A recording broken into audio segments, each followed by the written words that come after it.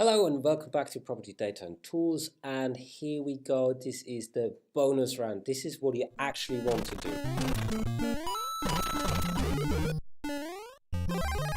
This is using statistical models for prediction. If you have all the data, you have created all of your models, and now it comes the moment where you're actually figuring out a price of something you didn't know before. And that's what we do. First, we are using the model we created earlier. So we have already a model, we have trained our data and we have used our data for training, and now we have a model and we want to use it. How do we actually do that? We're creating a little data frame. We are having here a new data, which is our data frame, and which then contains everything we need. Area size, bedrooms, bathroom, has a fireplace, has a pool, has a garage, has an air conditioning, and how far away it is from the distance CBD in meters. Let's do that.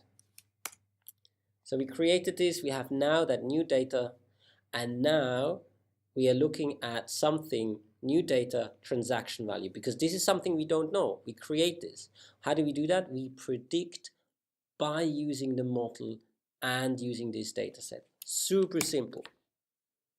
And we can now look at that. Because we are in the model number CBD log, we are taking the distance from the CBD as a log as well as the transaction value. So we have to use the exponential value to create this. So, and then we just look straight away at the value.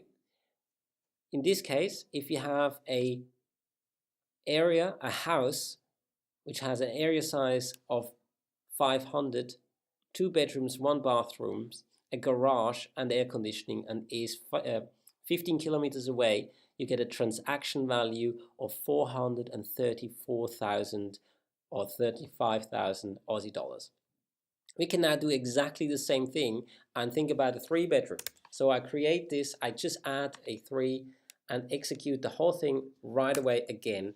And up we go to 84,000. So by just changing a couple of parameters, you can execute and predict values as you like. Let's move that house smaller to closer to the CBD.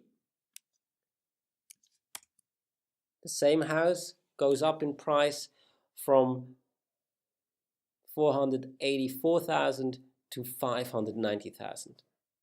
And this is how you use statistics for prediction. You can do that for a whole new data set. That means you can create a whole data set, and this is where you can use mass appraisals. Every data set you have, you can plug in what is new on the market for this week, you predict it, and you look if the asking price is probably better than your prediction price. And then you can look if there is an opportunity for you to dive into the market or not. Thanks very much. That it is for prediction. We can go more into details in another point, but that's about it. Thank you very much.